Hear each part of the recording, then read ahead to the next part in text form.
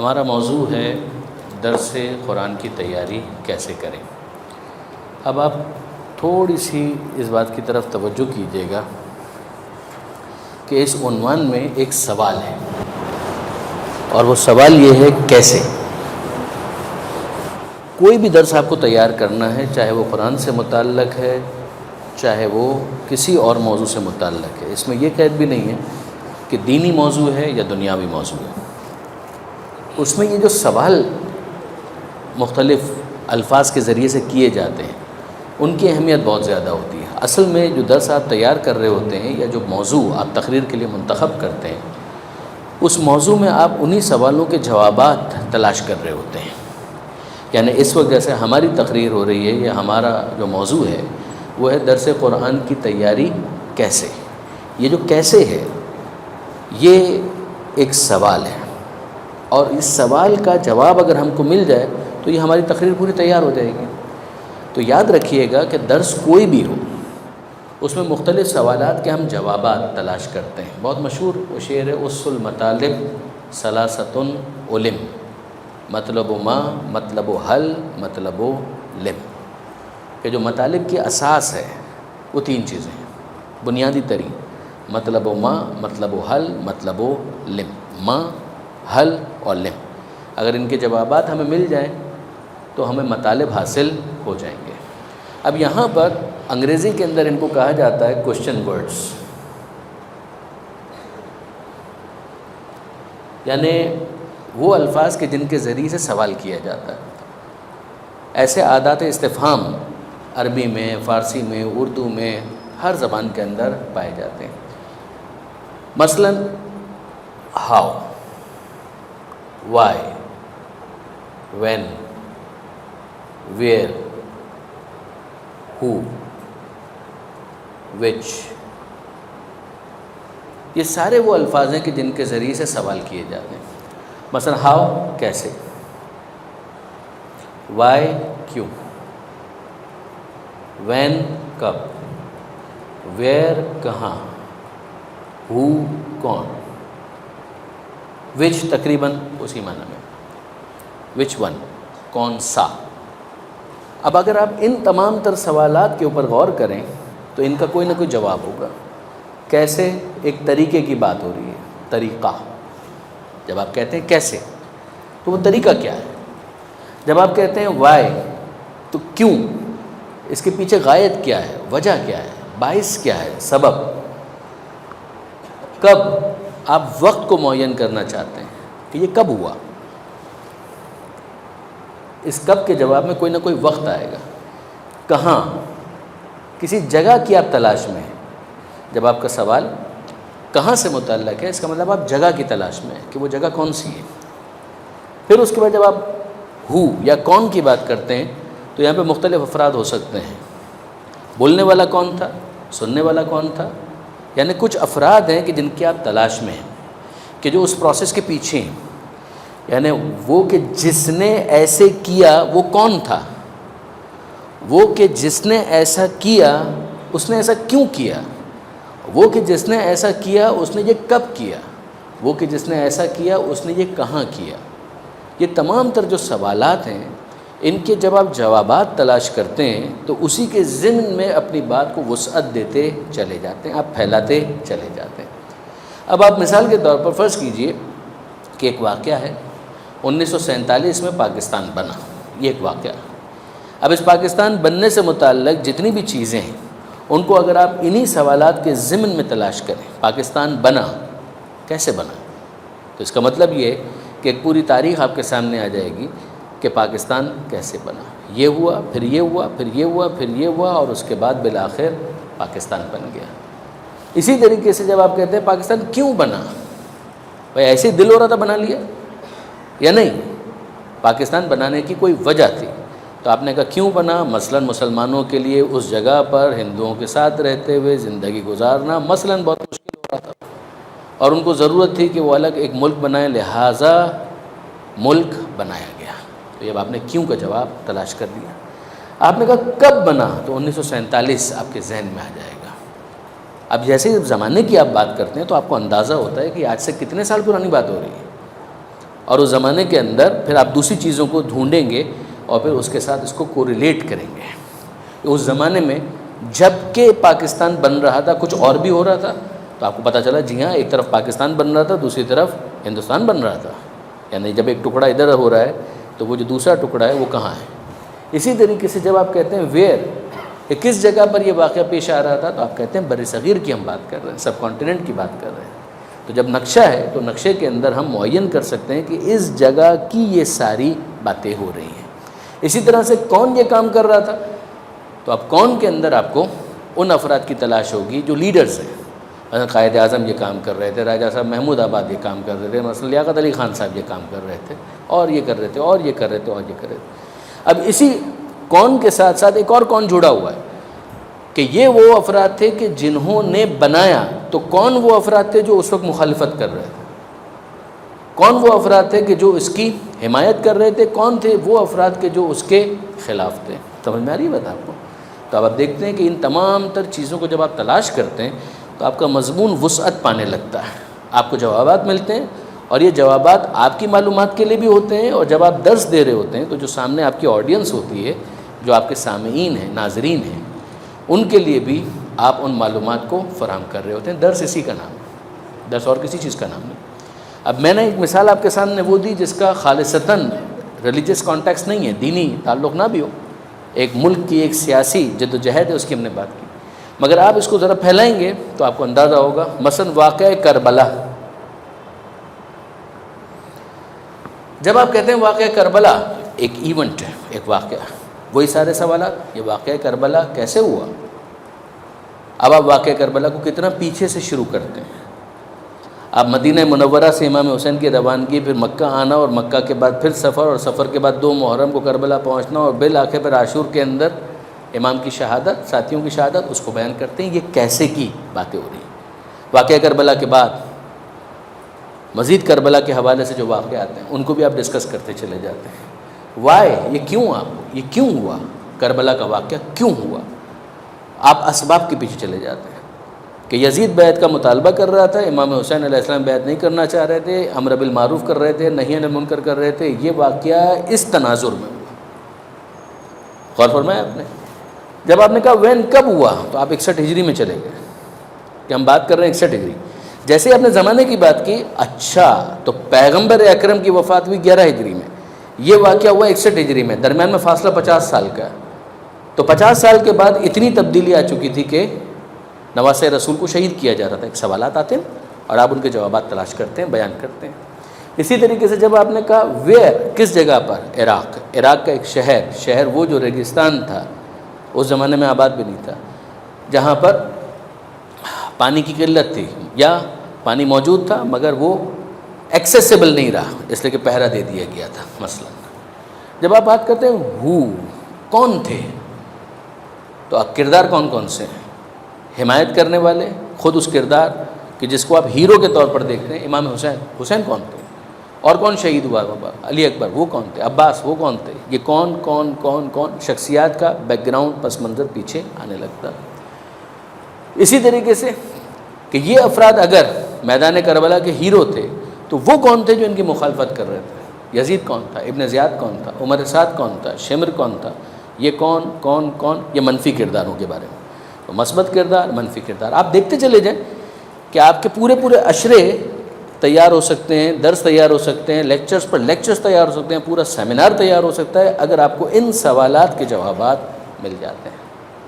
پھر اس کے بعد آپ کتنا اس کو اور ایکسپینڈ کرتے ہیں, یہ آپ کی معلومات پر ہے کہ اس کے ضمن میں کتنی آپ آف شوٹس نکالتے ہیں, شاخیں نکالتے ہیں, برگ و بار اس کے اندر, یا کتنا اس کے اندر رنگ بھرتے ہیں.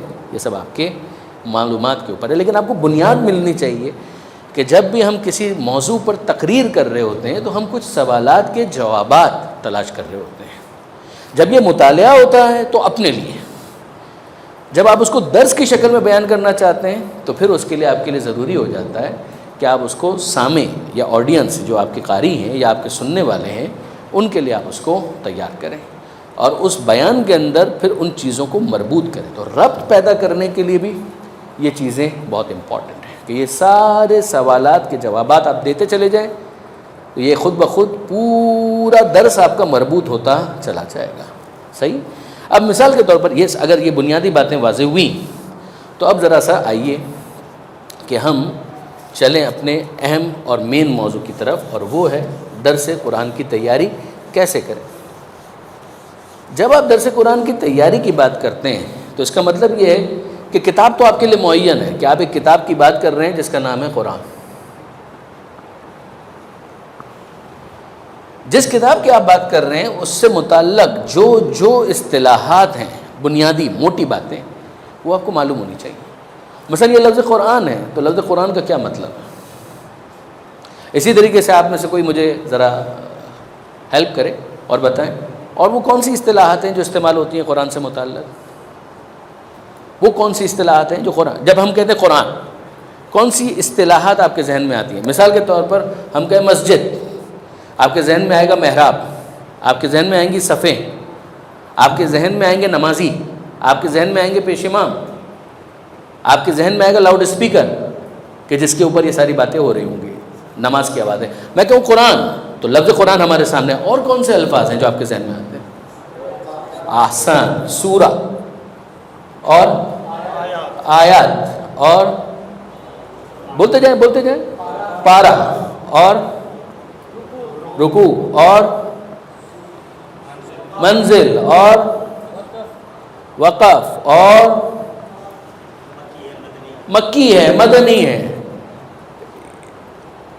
مکی، مدنی، اور کافی ہو گیا، ایک درس ہے پورا، یہ پورا ایک درس ہے۔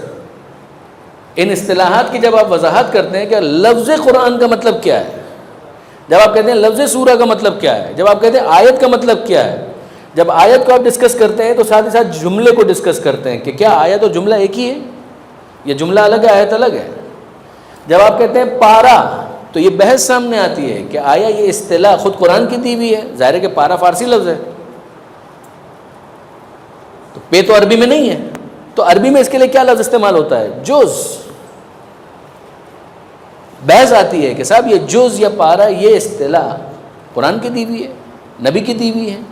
مثلا یہ لفظ قرآن خود خدا کا دیا ہوا ہے، لفظ سورہ یہ خود خدا کا دیا ہوا ہے، لفظ آیت یہ خود خدا کا کی دی ہوئی اصطلاح ہے۔ مگر کیا یہ اصطلاح یہ تمام اصطلاحات جس کے اندر پارا، رکوع، منزل، یہ خدا کی دی ہوئی ہے؟ کوئی آیت ہے کہ جس کے اندر یہ اصطلاح استعمال ہوئی ہے؟ مثلا جز، پیغمبر اکرم نے کسی حدیث میں یہ بیان کی ہے، کسی معصوم نے بیان کی ہے، کسے بیان کی ہے؟ توجہ ہے؟ جب آپ اس کے اندر بحث کرتے ہیں کہ لفظ قرآن، تو آپ کو پتہ ہونا چاہیے کہ لفظ قرآن اس کا روٹ ورڈ کیا ہے، مادہ کیا ہے، اس کا مطلب کیا ہے۔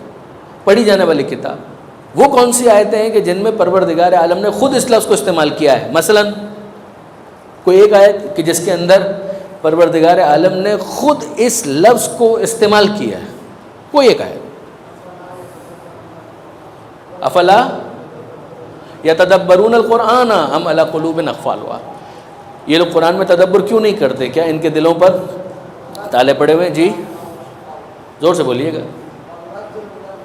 ما ہوا شفاء و رحمہ، سورہ بنی اسرائیل، کہ ہم نازل کر رہے ہیں قرآن میں سے وہ کہ جو شفا ہے، رحمت ہے، اور ظالموں کے لیے خسارے کے سوا کسی اور چیز میں اضافہ نہیں ہوگا۔ آپ دیکھ رہے ہیں دو آیتیں آپ کے سامنے آئیں کہ جن میں لفظ قرآن استعمال ہوا۔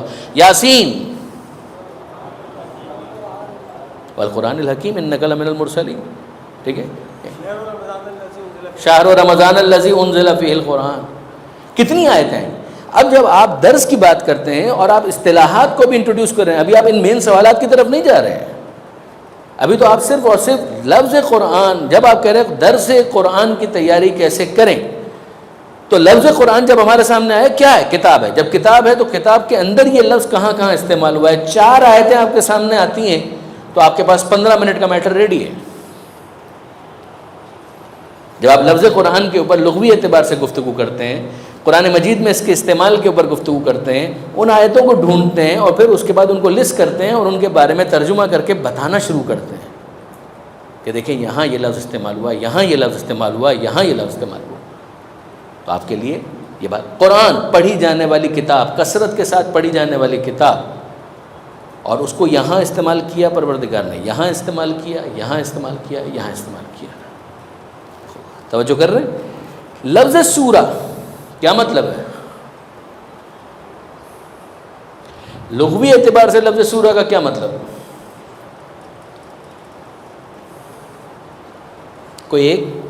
آپ سب مدرسے کے ہیں نا، یہ سارے ہمارے دوست مدرسے کے ہیں. جی آسان کیا؟ فاصلہ. اور واضح کریں کیا فاصلہ؟ زور سے تھوڑا سا جان لگائیں. کھانا کھایا ہے؟ ہاں زور سے بولے. لفظ سورہ لغوی مطلب کیا ہے؟ ہاں محدود کرنا. دیوار شہر یعنی جب آپ شہر کی دیوار کو دیکھتے ہیں تو آپ کو پتہ چلتا ہے کہ یہاں سے شہر شروع ہو رہا ہے، یہاں پر شہر ختم ہو رہا ہے. ایک بسم اللہ سے لے کر دوسرے بسم اللہ سے پہلے تک جتنا آیتوں کا مجموعہ ہے اس کو سورہ کہتے ہیں. ایک استثناء ہے سورہ توبہ اور سورہ برات، وہ آپ جانتے ہیں. ٹھیک ہے، ایک بسم اللہ سے لے کر دوسری بسم اللہ سے پہلے تک. اس وقت آپ یہ ذہن میں رکھیے گا، ہم یہ ڈکٹیشن نہیں کرا رہے، ہمارا یہ موضوع نہیں ہے کہ اس وقت ہم آپ کو یہ ساری چیزیں بتائیں. نا، میں صرف اتنی گزارش کر رہا ہوں کہ اس کو سمجھنے کی کوشش کریں کہ درس آپ کا پریپیئر کیسے ہو رہا ہے. آپ نے لفظ سورہ کو دیکھا، لفظ سورہ کے لغوی مطلب کو دیکھا، لغوی مطلب کے ذریعے سے یہ سمجھایا جو آپ لوگ پہلے کہہ رہے ہیں کہ اس کے ذریعے سے مقید کیا جا رہا ہے، محدود کیا جا رہا ہے. بالکل صحیح. یہاں پر جس چیز کو مقید کیا جا رہا ہے وہ آیتوں کا ایک مجموعہ ہے. کہاں سے شروع ہوتا ہے؟ بسم اللہ سے. کہاں تک؟ دوسری بسم اللہ سے پہلے تک. ایک استثناء ہے، وہ ہے سورہ برات، جس میں آیتوں کا مجموعہ ہے. بسم اللہ کے ذریعے سے فاصلہ نہیں آ رہا، کسی اور کے ذریعے سے فاصلہ آ رہا ہے. توجہ کر رہے ہیں؟ اب اس کے بعد وہ آیتیں آپ مجھے بیان کریں جن میں خود لفظ سورہ استعمال ہوا. جیسے ابھی آپ نے لفظ قرآن آیت گنوائی، ان ھذا القرآن یہدی للتی ہی اقوم، یاسین والقرآن. اب مجھے بتائیے وہ آیتیں کوئی ایک کہ جس کے اندر سورے کا لفظ استعمال ہوا. کیا مطلب ہے اس کا؟ آیت پڑھیں پوری. آسن تم بے آئیے سورت. اب آپ اس کے اندر تھوڑا اور اطمینان کے ساتھ پوری آیت جو ہے اس کو ذہن میں لے کر آئیں. مثلا سورہ بقرہ میں پروردگار کہتا ہے ان کنتم فی ریب مما نزلنا علی عبدنا فاتوا سورۃ میں. اگر تمہیں شک ہے اس میں جو ہم نے نازل کیا ہے اپنے بندے کے اوپر، ایک سورہ اس جیسا بنا کر لے آؤ. 10 سورے وہ والی آیت لے آئیے، ایک سورہ وہ والی آیت لے آئیے بس. اور لفظ سورے کے اوپر ایک گفتگو آپ اچھی سی کر سکتے ہیں ان آیتوں کے ذریعے سے کہ جو ابھی آپ نے دیکھی. خود لفظ آیت کا مطلب کیا ہے؟ لغوی اعتبار سے سب جانتے ہیں، نشانی. یہاں پر آیت سے مطلب کیا ہے؟ جملہ یا کچھ اور؟ کوئی ضروری نہیں ہے. آپ کو ایک سے زائد جملوں پر مشتمل آیت بھی نظر آ جائے گی اور آدھے جملے پر مشتمل آیت بھی نظر آ جائے گی. یہ بتائیں اب وہ کوئی آیت پڑھ دیجئے جس کے اندر لفظ آیت استعمال ہوا.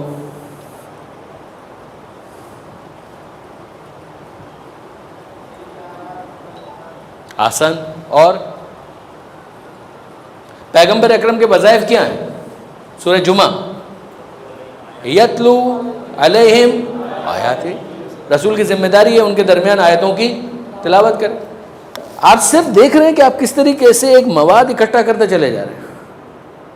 آپ کس طریقے سے مواد کو اکٹھا کرتے چلے جا رہے ہیں.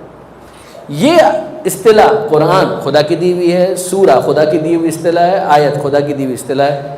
یہ 3 اصطلاحات خدا کی دی ہوئی نہیں ہیں، رسول کی دی ہوئی نہیں ہے. سمجھ رہے ہیں؟ 30 پارے ممکن ہے تلاوت میں سہولت کے لیے. یعنی شیعہ سنی اختلاف بھی نہیں ہے. اس کو یہ مت سمجھے گا شیعہ یہ نظریہ رکھتے ہیں سنی کچھ اور رکھتے ہیں، نا ان کا بھی یہی نظریہ. یہ کوئی قرآن کی دی ہوئی اصطلاحات نہیں ہے. سمجھ رہے ہیں؟ ممکن ہے تلاوت میں سہولت کے لیے یہ کیا گیا ہو کہ اتنا حصہ ایک حصہ بن جائے گا جز کے طور پر، تو اس کا فائدہ یہ ہوگا کہ روز اتنا پڑھ لیا، اگلے دن اتنا پڑھ لیا، تو 30 دن میں مثلاً قرآن مجید کی تلاوت ہو جائے. 7 منزلیں کر دیں تو ہفتے میں اگر قرآن مجید کی تلاوت کرنی ہے تو آسانی ہو جائے گی. مثلا تجوید کے جو قواعد ہیں ان کی بحث الگ ہے. وقف مطلق، وقف جائز، وقف لازم وغیرہ وغیرہ، وہ بحث الگ ہے. ٹھیک ہے، وہ آپ اس صورت میں دے سکتے ہیں جب آپ ایک کلاس لے رہے ہیں. جب کچھ افراد ہیں جو آپ کے پاس تجوید سیکھنے کے لیے آ رہے ہیں، وہ 2 بھی ہو سکتے ہیں، 20 بھی ہو سکتے ہیں، 200 بھی ہو سکتے ہیں، آن لائن بھی ہو سکتی ہے کلاس. ٹھیک ہے جی، وہ بحث بالکل الگ ہے. اس وقت جو ہم درس قرآن کی بات کر رہے ہیں، اس کا یہ ایک شعبہ ضرور ہے، مگر اس وقت مقصود ہمارا یہ نہیں تھا. تو اب یہ تمام تر چیزیں اسی طریقے سے اگر آپ دیکھیں سورہ، اس کی آپ نے قسم کر دی مکی اور مدنی. تو جب آپ کہتے ہیں مکی اور مدنی تو آپ کو معلوم ہونا چاہیے کہ مکی کا مطلب کیا ہے، مدنی کا مطلب کیا ہے. مثلا کیا مطلب ہے مکی کا؟ وہ سورے جو مکے میں نازل ہوئے، یہی مطلب ہے نا اس کا. اور مدنی کیا ہوں گے؟ جو مدینے میں نازل ہوئے. کوئی اختلاف تو نہیں ہے اس میں کسی کو؟ بالکل غلط. مکی اور مدنی کا یہ مطلب نہیں. آسان کون بولا؟ آسان کیا مطلب ہے؟ ہجرت سے پہلے، ہجرت کے بعد. مکی مدنی، ہجرت کے بعد ہے تو مدنی، قبل ہجرت ہے مکی. مکے میں ہو یا نہ ہو، ہجرت سے پہلے ہے تو مکی ہے. پیغمبر اکرم طائف گئے، طائف کا سفر کیا، ہجرت سے پہلے کیا، وہاں پر بھی اگر کچھ نازل ہوا وہ سارے کا سارا مکی ہے. پیغمبر اکرم ہجرت کے بعد مدینے آ گئے، صرف مدینے میں تو نہیں رہے، بدر کے موقع پر، احد کے موقع پر، صلح حدیبیہ کے موقع پر، فتح مکہ کے موقع پر، غدیر خم میں. کہاں ہے؟ مدینے میں نہیں ہے. جو بھی نازل ہوگا وہ مدنی کہلائے گا، چونکہ ہجرت کے بعد. دلچسپ ہے، دلچسپ ہے. ہاں، تو یہ توجہ کیجئے ان باتوں کی طرف آپ کریں. آپ دیکھیں یہ آپ کے جتنی پوائنٹس اس وقت میں نے آپ کے سامنے بیان کیا ہے، اگر آپ اس کو پھیلائیں 2 درس تیار ہیں آپ کے. یہ آپ کے 2 درس تیار ہیں. یہ جو ہے نا یہ سارے یونٹس ہیں. اکائی آپ سمجھتے ہیں؟ جب آپ کہتے ہیں ہاتھ 5 انگلیوں سے مل کر بنتا ہے تو اس کی ایک انگلی ایک یونٹ ہے. آپ کہتے ہیں ایک انگلی میں 3 پورے ہوتی ہیں، تو یہ آپ اور گہرائی میں چلے گئے کہ وہ جو ایک ہے اس کے اندر مزید 3 ہے. غور کیا آپ نے؟ پھر وہ جو پورے ہیں ان کے اندر اتنے سیلز ہیں، تو ایک خلیہ یا ایک سیل وہ اس کی یونٹ بن جاتی ہے. جب آپ کہتے ہیں کہ بھائی اس وقت ہم امام بارگاہ علی رضا میں ہیں، امام بارگاہ علی رضا عمارتوں میں سے ایک عمارت ہے. اس عمارت کے اندر ہم اس وقت کہاں پر ہیں؟ ایک ہال میں بیٹھے ہوئے. اس ہال میں آپ کہاں بیٹھے ہوئے؟ ایک کرسی پر بیٹھے ہوئے. ہم بات کر رہے ہیں اس کتاب کی، کتابوں میں سے ایک کتاب، وہ کتاب کہ جس کے اندر یہ بھی ہے، یہ بھی ہے، یہ بھی اس کی ایک یونٹ ہے، اکائی ہے، اور آیت بھی اس کی ایک مزید اکائی ہے. پھر وہ جو آیت ہے وہ کوئی نہ کوئی لفظ ہوگا جن لفظوں سے مل کر وہ بنا ہے. وہ لفظ حرف ہوں گے جن حروف سے وہ مل کر بنا ہے. سمجھ میں ہی بتاتا ہوں. اب جب آپ مثال کے طور پر یہ بات کہتے ہیں نا کہ جناب قرآن، سورہ، آیت، آپ کے پاس معلومات کیا ضروری ہے کہ جب آپ درس قرآن کی تیاری کر رہے ہیں کہاں سے شروع کریں؟ 114 سورے ہیں. آپ میں سے کتنے محسوس تو نہیں کریں گے، آپ میں سے کتنے ایسے ہیں جو 114 سوروں کے نام یاد کیے ہوئے ہیں؟ غلط ہے نا، قابل قبول نہیں ہے. جب آپ شروع کریں سورہ فاتحہ پہلا، بقرہ دوسرا، آل عمران تیسرا، نساء چوتھا، مائدہ پانچواں، چھٹا انعام، ساتواں اعراف، آٹھواں انفال، نواں توبہ، 10واں چلتے چلے جائیں. قرآن مجید کا درمیان کہاں پر آتا ہے؟ کس سورے میں؟ آپ سوالات دیکھ رہے ہیں، یہ شروع ہو چکے ہیں. کتنے سورے ہیں؟ کتنے سورے ہیں؟ 114. کون سے سورے ہیں؟ کیا آپ ان کے نام جانتے ہیں؟ 1 2 3 4 5. یہ سوالات کے جوابات ہیں. آپ کو معلوم ہے تو آپ کے اندر اعتماد بڑھتا چلا جائے گا، آپ کے اندر کانفیڈنس آئے گا. آپ جب یہ کہیں کہ جناب قرآن مجید کا نصف ہوتا ہے سورہ کہف، اور سورہ کہف پھر کون سا سورہ ہے؟ 18واں سورہ ہے. متوجہ؟ اگر آپ جتنا اپنی معلومات کو بڑھائیں گے، یہ تو بیسکس ہے نا، اس کو حاصل کرنے کے لیے تو کہیں آپ کو یونیورسٹی میں جانے کی ضرورت نہیں ہے. آپ قرآن کھولیے، یہ ساری چیزیں آپ کے سامنے. آپ اپنی دلچسپی کتنی بڑھاتے ہیں ان موضوعات سے متعلق، اتنا ہی زیادہ آپ کو معلومات ملتی چلی جائیں گی، آپ کا اعتماد بڑھے گا، اور آپ کے پاس بیان کرنے کے لیے مواد آتا چلا جائے گا. توجہ کر رہے ہیں؟ جتنے سورے ہیں ان کا مطلب کیا ہے؟ مثلا فاتحہ، اس کا مطلب کیا ہے؟ فاتحہ کا مطلب کیا ہے؟ کوئی ایک فاتحہ تو لام ہے جی، زور سے بولے، ہمیں آواز نہیں آ رہی. ہاں کھلنا، افتتاح آغاز، افتتاح آغاز. فتح کا مطلب ہی ہے کھلنا. افتح الباب، دروازہ کھولو. ٹھیک ہے جی، درست ہے. بالکل اسی طریقے سے افتح فاتحہ یعنی اوپننگ، جہاں سے آغاز ہوتا ہے. دوسرا سورہ کون سا ہے؟ بقرہ. کیا مطلب اس کا؟ احسن. تیسرا سورہ آل عمران. کیا مطلب اس کا؟ عمران کی اولاد. چوتھا سورہ نساء. کیا مطلب ہے؟ عورت، خاتون. ٹھیک ہے. اب ذہن میں رکھیے گا، آپ کہیں عورت کہہ سکتے ہیں، خاتون کہیں زیادہ اچھا لگے گا. سیدھی سی بات ہے نا، لفظوں کا انتخاب بھی تو بہت فرق کرتا ہے نا. اگر میں کہوں کہ آپ کی والدہ کی طبیعت کیسی ہے، آپ کو اچھا لگے گا. میں کہوں تیرے باپ کی بیوی کی طبیعت کیسی ہے، آپ اچھا نہیں محسوس کریں گے. ٹھیک ہے. تو عورت کہہ سکتے ہیں آپ، بالکل ٹھیک ہے، لفظ ہے، استعمال بھی ہوتا ہے. خاتون، خواتین، نساء. مائدہ پانچواں سورہ ہے. کیا مطلب ہے؟ دسترخوان. چھٹا سورہ، چھٹا سورہ ابھی نام لیا، چھٹا سورہ مائدہ کے بعد انعام. انعام کا مطلب کیا ہے؟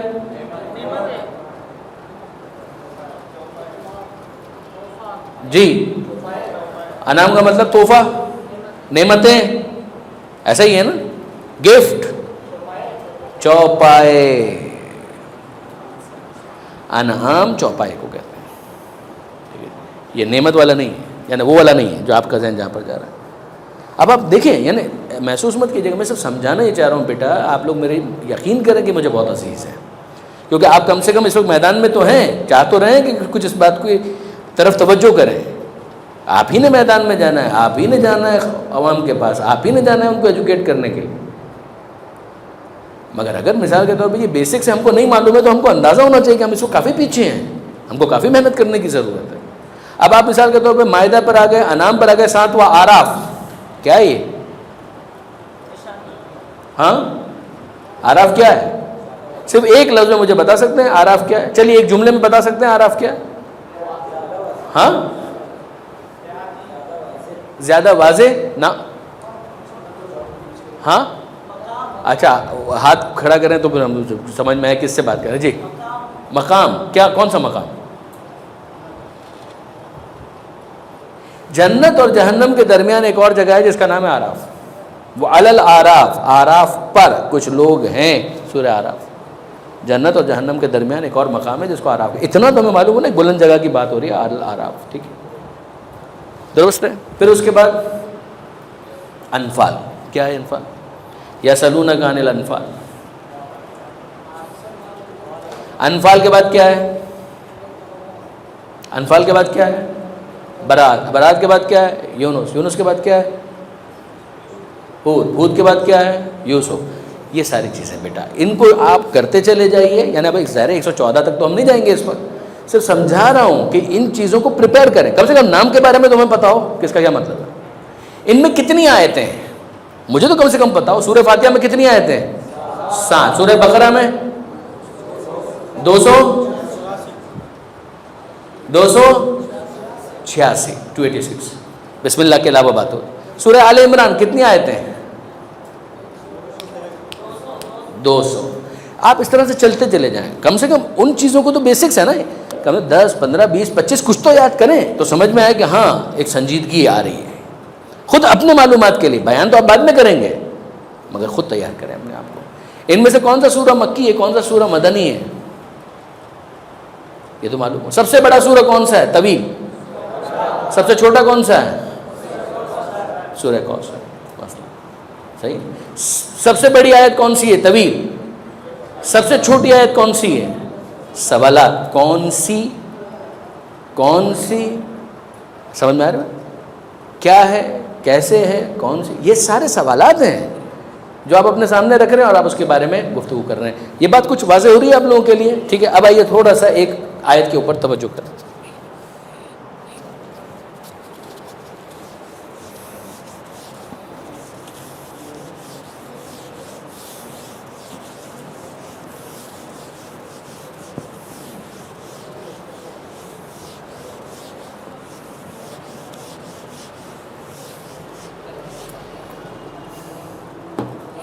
دیکھیں آپ کے سامنے ہے سورہ یاسین، ٹھیک ہے، اور اس کے اوپر آپ نے درس دینا ہے یا مجلس پڑھنی ہے، جو بھی آپ اس کو نام دیں. سورہ یاسین کے اوپر آپ نے درس دینا ہے، سورہ یاسین کے اوپر آپ نے مجلس پڑھنی ہے. جب آپ سورہ یاسین کے اوپر گفتگو کر رہے ہیں تو اس میں دو لفظ آ رہے ہیں، سورہ اور یاسین. لفظ سورہ کا کیا مطلب ہے بحث ہو چکی، یاسین کا کیا مطلب ہے آپ کو معلوم ہونا چاہیے اگر آپ سورہ یاسین کے اوپر گفتگو کر رہے ہیں. سورہ یاسین کون سا سورہ ہے؟ 36واں سورہ ہے. اس سے پہلے کون سا سورہ ہے؟ اس کے بعد کون سا سورہ ہے؟ مثلا 34واں سورہ سبا، 35واں فاطر، 36واں یاسین، 37واں صافات، 38واں سواد، 39واں زمر. بیان کتنا کرنا ہے؟ اگر دو پہلے کے بیان کر دیں، دو بعد کے بیان کر دیں کافی ہے. آپ کو معلوم زیادہ ہونا چاہیے. آپ کو 10 چیزیں معلوم ہیں تو 5 چیزیں بیان کریں، یہ یاد رکھیے گا. جتنی آپ نے تیاری کی ہے اس میں سے سب بیان کرنا کوئی ضروری نہیں ہے. تیاری آپ کی زیادہ ہونی چاہیے جو بیان کر رہے ہیں اس کے مقابلے. سورہ یاسین کی کتنی آیتیں ہیں آپ کو معلوم ہونا چاہیے. سورہ یاسین مکی ہے یا مدنی یہ آپ کو معلوم ہونا چاہیے. لفظ یاسین پیغمبر اکرم کے ناموں میں سے ایک نام ہے، یہ آپ کو معلوم ہونا چاہیے. پھر اس کے بعد سورہ یاسین کے کتنے اور نام ہیں، کوئی ایک نام ضرور معلوم ہونا چاہیے. مثلا سب سے مشہور دوسرا نام کیا ہے؟ قلب قرآن، کہ یہ قرآن کا دل. جب آپ قرآن کا دل اس کو کہہ رہے ہیں تو آپ کو معلوم ہونا چاہیے کہ قلب کا کیا کردار ہے. جسم کے اندر کا وہ کردار ہے سورہ یاسین کا قرآن کے اندر. قلب کی بنیادی حیثیت ہے دل کی، وہیں سے خون آ رہا ہے، وہیں پر خون آ رہا ہے، وہاں سے خون صاف ہو کر آگے بڑھ رہا ہے. غور کر رہے ہیں؟ یعنی توانائی، انرجی یہ فراہم کر رہا ہے. تو بنیادی حیثیت. اب جب آپ نے کہا یاسین والقرآن الحکیم انک لمن المرسلین،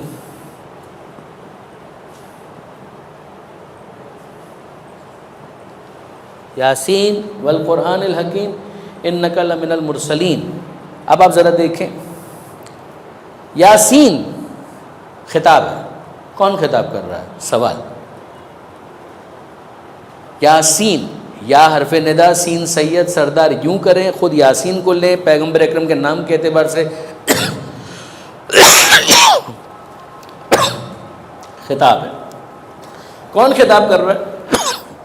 کون خطاب کر رہا ہے؟ خدا. خدا کس سے خطاب کر رہا ہے؟ رسول سے. کیا خطاب کر رہا ہے؟ آگے آ رہا ہے. سوال اور سوال کے جواب. جزاک اللہ. سوال اور سوال کے جوابات. یعنی آپ جب اس پہ درس دے رہے ہیں تو آپ بتا رہے ہیں بسم اللہ سے شروع ہوا، جیسے کہ ہر سورہ شروع ہوتا ہے سوائے سورہ برات کی، اللہ کے نام سے جو رحمان ہے رحیم ہے. جب آپ دوسری آیت کے اوپر آتے ہیں جو بسم اللہ کے فوراً بعد ہے تو آپ دیکھتے ہیں یاسین خطاب ہے. کون خطاب کر رہا ہے؟ خدا. کس سے خطاب کر رہا ہے؟ رسول سے.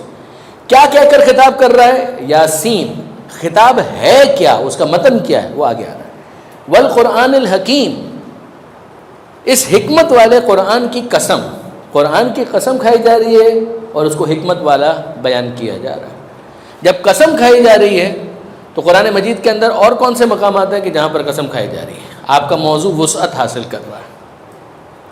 والعصر ان الانسان لفی خسر والشمس وضحاها والقمر اذا تلاها والتین والزیتون وطور سینین.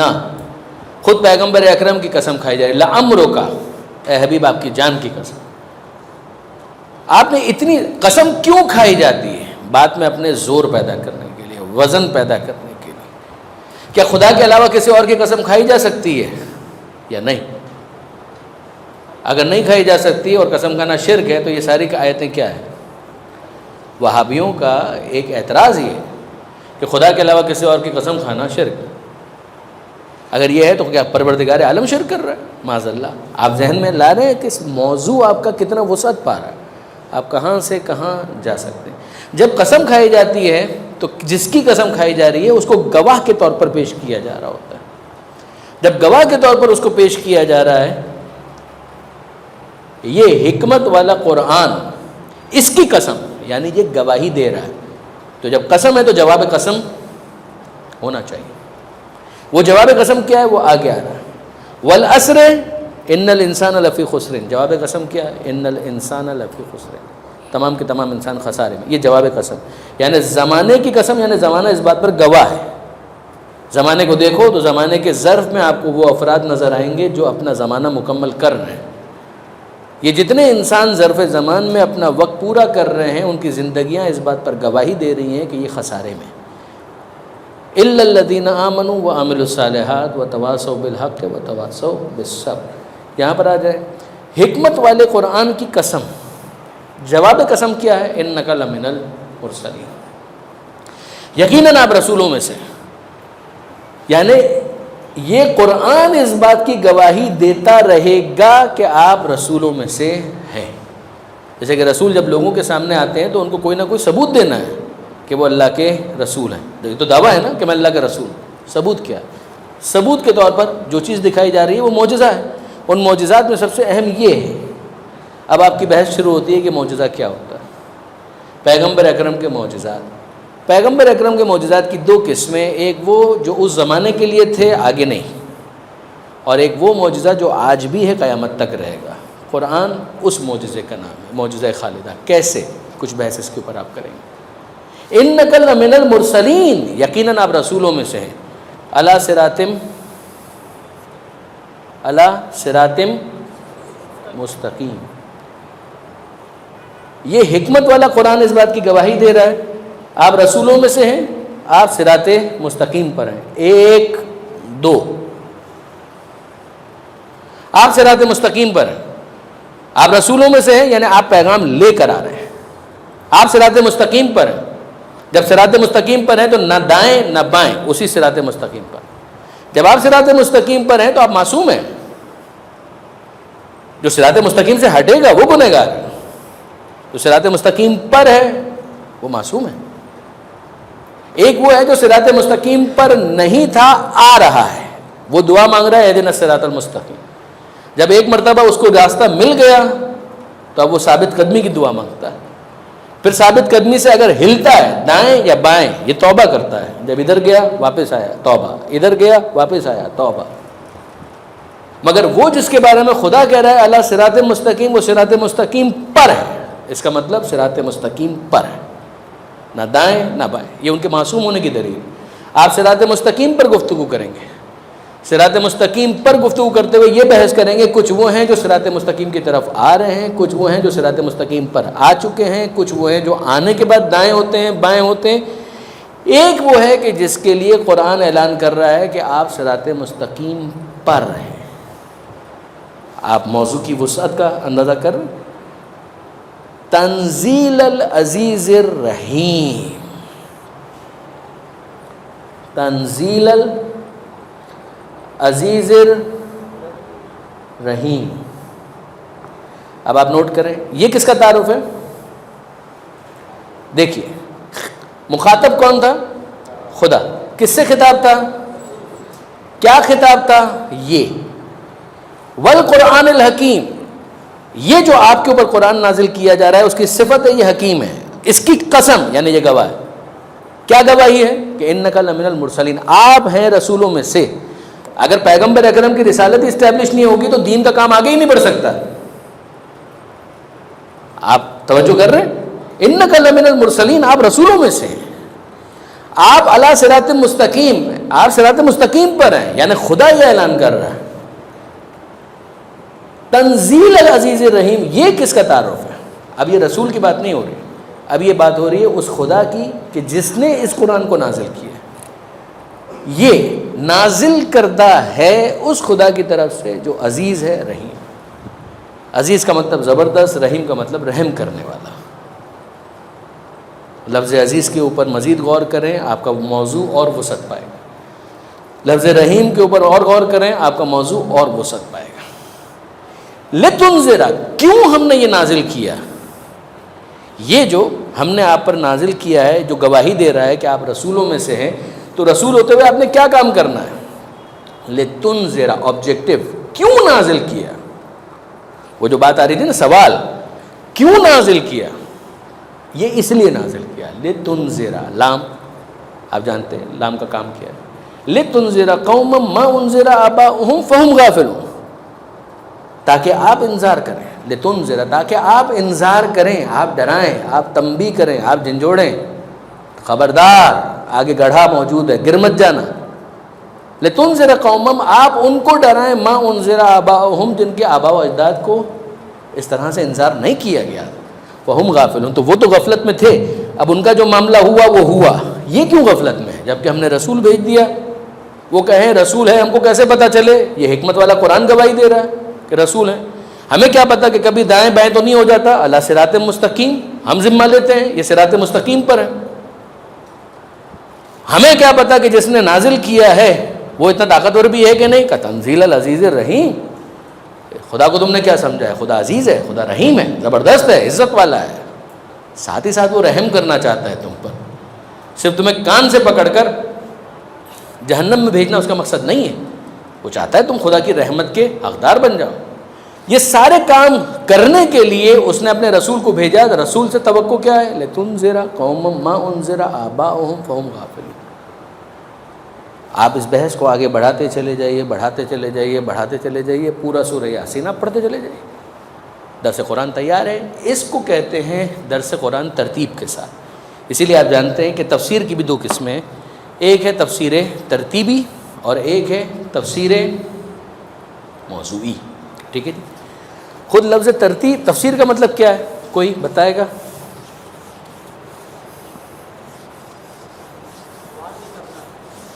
جی واضح کرنا،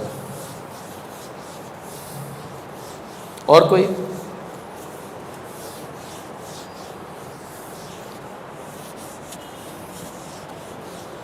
اور کوئی؟ تفسیر کا مطلب کیا ہے؟ تفسیر کا مطلب ہے بیٹا کشف نقاب، نقاب ہٹا دینا، جب نقاب ہے تو چہرہ نظر نہیں آ رہا، جب ہٹا دیا تو چہرہ نظر آ رہا ہے، اس کو کہتے ہیں کشف نقاب۔ ایک ہے ظاہر، وہ تفسیر کا محتاج نہیں ہوتا، ایک بحث ہے نا اصول فقہ کے اندر، ظواہر قرآن حجت ہیں یا حجت نہیں ہیں، ٹھیک ہے، اور اس میں اصولی اور اخباری کی بڑی بحثیں ہیں، جو اخباری حضرات ہیں وہ ظواہر قرآن کو حجت نہیں مانتے، مگر وہ ہیں ہی نہیں، اب تقریباً ختم ہو گئے، مگر وہ افراد جو اس وقت شیعہ علماء ہیں وہ کہتے ہیں نہیں ظواہر قرآن حجت ہے،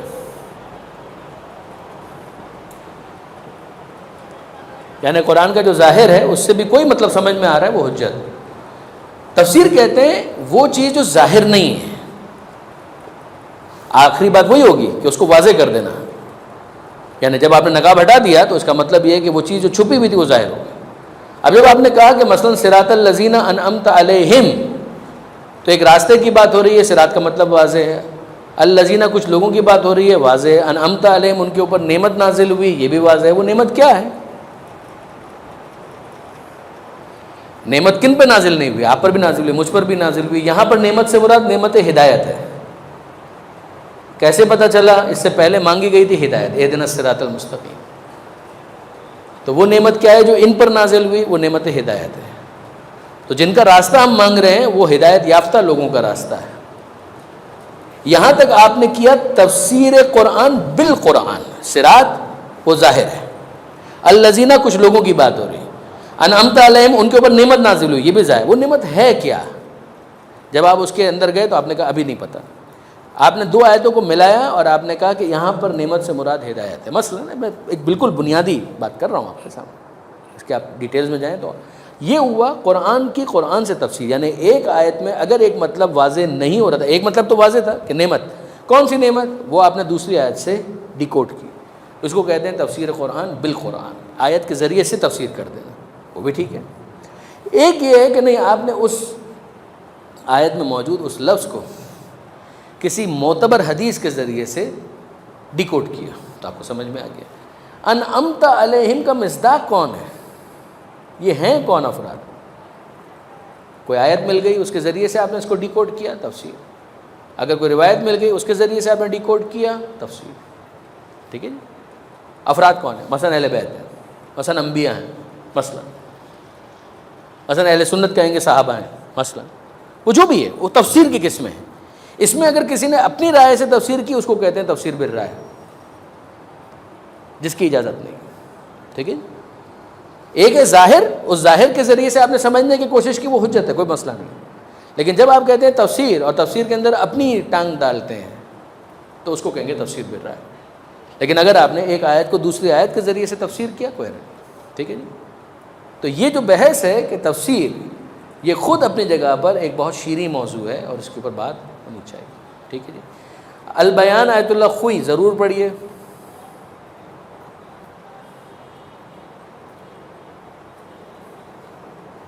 فصل الخطاب پہلی جلد، مقدمہ ہے تفسیر قرآن کا، نقن صاحب، سید علی نقی صاحب، بہترین کتاب ہے، ضرور پڑھیے. اسی طریقے سے یہی تفسیر مکمل پڑھیں، بہت اچھا ہے. ترجمہ روزانہ کا اپنا روٹین بنائیے، ایک پارہ قرآن مجید روزانہ، 20 صفحے پڑھیں، ضرور پڑھیں. مثلا ابھی شعبان کے کتنے دن باقی ہیں؟ 12-13 دن باقی ہیں نا. 2 پاروں کو اپنا ہدف بنائیں اور بس صرف 2 پارے. تلاوت میں سہولت کے لیے یہی اصطلاحات ہے نا، 1 پارہ 2 پارہ. آپ 2 پاروں کو اپنا ہدف بنائیں اور ان 2 پاروں کے اوپر لگ جائیں، محنت کریں. سورہ فاتحہ سے شروع کریں، سورہ بقرہ کے اختتام تک، تیسرے پارے سے کچھ پہلے تک، یا پورا سورہ بقرہ 2.5 پارے ہو جائیں گے. ان کو اپنا ٹارگٹ بنائیں. کب تک؟ پورے ماہ رمضان تک. پورے ماہ رمضان. ماہ رمضان میں پورا قرآن نہیں ختم کرنا، صرف 2.5 پارے سورہ بقرہ، اور بس. کتنا پڑھنا ہے؟ روزانہ پڑھنا ہے. کب پڑھنا ہے؟ ابھی مغرب عشاء کی نماز آپ پڑھیں گے نا، اس کے بعد بیٹھ جائیں، اس وقت تک مت اٹھیے گا جب تک یہ 20 صفحے نہ پڑھ لیں، 1 پارہ. پھر اس کے بعد سورہ، جب فجر نماز پڑھیں گے پھر اس کے بعد وہی 20 صفحے واپس پڑھیں ترجمے کے ساتھ. پھر جب ظہر اثر کی نماز پڑھیں گے پھر واپس 20 صفحے پڑھیں گے، 1 پارہ. پھر مغرب عشاء 1 پارہ، وہی پارہ تکرار کرنا ہے، اضافہ نہیں کرنا ہے. کب تک؟ جب تک آپ کا شعبان ختم نہیں ہو جاتا. پھر کیا کرنا ہے؟ دوسرا پارہ شروع کرنا ہے. کب؟ پہلی رمضان سے. دوسرا پارہ ترجمے کے ساتھ، فجر میں، ظہر اثر کے بعد، مغرب عشاء کے بعد 3 دفعہ ترجمے کے ساتھ اس کو پڑھیں. پڑھتے جائیں پڑھتے جائیں پڑھتے جائیں. کب تک؟ 10 رمضان تک. پھر اس کے بعد جو باقی حصہ بچ جاتا ہے سورہ بقرہ کا، جو تیسرے پارے کے اندر آئے گا، اس کو پڑھیں. کب تک؟ 20 رمضان تک. روزانہ، فجر کے بعد، ظہر کے اثر کے بعد، مغرب عشاء کے بعد. یہ جب آپ پڑھ لیں تو پھر اس کے بعد آخری 10 دن جو آپ کے پاس بچ جائیں گے، پہلے پارے سے لے کر 2.5 پارے کے اختتام، یعنی جہاں تک سورہ بقرہ چل رہا ہے، اس کو آپ 21 سے 30 رمضان تک پڑھتے چلے جائیں، پورا کاملاً. اسی طریقے سے کب تک؟ عید تک. عید کے 5 دن، 10 شوال تک، یہی آپ کرتے رہیں. پھر اس کے بعد ذرا مجھے بتائیے گا، اب جب آپ یہاں پر اتنا عادی ہو جائیں گے اور اتنا جب آپ آگاہ ہو جائیں گے اس کے مطالب سے، ترجمہ جب آپ دیکھ رہے ہیں تو درمیان میں جو فٹ نوٹس ہوتے ہیں، حواشی، ان کو بھی دیکھنے کی کوشش کریں جتنا آپ کے دل چاہے اور جتنا آپ میں ہمت ہو. مثلا ذیشان صاحب کا دیکھ لیں، فرمان صاحب کا دیکھ لیں، کوئی بھی دیکھ لیں، آپ کی مرضی. 10 شوال تک یہ کام کریں، پھر واپس آئیں میرے پاس اور مجھے بتائیے اب سورہ بقرہ سے دوستی ہو گئی یا نہیں ہو گئی. آپ کو لگے گا سورہ بقرہ آپ کے لیے نازل ہوا ہے. آپ کو لگے گا کہ واقعاً یہ وہ سورہ ہے کہ جس کو میں سمجھ رہا ہوں کہ کیا خدا کہہ رہا ہے اس کے اندر. آپ کو مزہ آئے گا اس کے اندر. یہ ہے نا کہ مثلا ایک دفعہ پڑھا مزہ نہیں آ رہا، چھوڑ دیا، نہ، یہ نہیں. اس میں دوستی تھوڑی ہوتی ہے، اس میں دوستی ہوتی ہے. اس میں تو شادی نہیں چل پائے گی، قرآن کہاں چل پائے گا. اگر آپ اتنی بے رخی دکھائیں گے مزہ تھوڑی آئے گا. جو میں نے آپ کو طریقہ بتایا اس کے اوپر آپ عمل کر کے دیکھیں، پھر بات کریں. 10 شوال کو ملاقات کیجیے گا، اگر مولانا بلاگی نے بلایا تو پھر ہم آپ سے بات کریں گے. ہیلپ چاہیے، آپ ہمارے فیس بک پر چلے جائیے، پورا سورہ بقرہ کے اوپر، پورے قرآن مجید کے اوپر الحمدللہ جو بھی ناقص کوشش ہم کر سکتے تھے بیان موجود ہے، وہ آپ سن لیجیے. اس کے اندر اگر اس سے کچھ سمجھ میں آتا ہے، اگر اس سے کچھ دل لگتا ہے، ٹرائی کریں. مگر یہ کوئی مضبوط کام کریں، ایک مضبوط کام. تو پھر اس کے بعد آپ خود محسوس کریں گے کہ کتنی بہتری آتی ہے. وآخر دعوانا ان الحمد للہ رب العالمین. کوئی سوال ہے؟ معذرت چاہتا ہوں مجلس کے لیے جانا ہے، لیکن 2-3 سوال اگر ہیں تو ارشاد فرمائیں.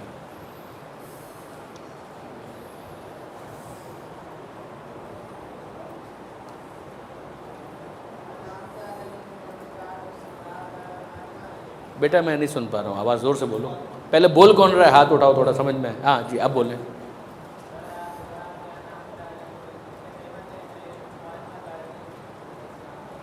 ہاں کیا اس پہ؟ نہیں بیٹا اس وقت یہ موضوع نہیں ہے. آپ میری بات شاید میں اپنی بات سمجھا نہیں پایا. میں اس وقت آیتوں کو ڈسکس نہیں کر رہا ہوں، یہ تو بہت لمبی بحث ہے. اس وقت جو بات ہو رہی ہے وہ یہ ہے کہ پڑھنا شروع کیسے کیا جائے، درس کیسے دینے کے لیے تیاری کیسے کی جائے. میں تو اس وقت یہ آپ کو گائیڈ کر رہا ہوں. جی جی.